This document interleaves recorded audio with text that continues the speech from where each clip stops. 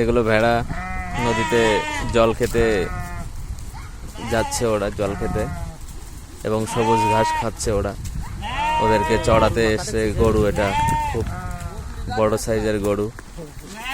আর এই ভাই এসছে চড়াতে। কি হাল ভাই? চড়াতে এসছে, সঙ্গে ওর মা আছে।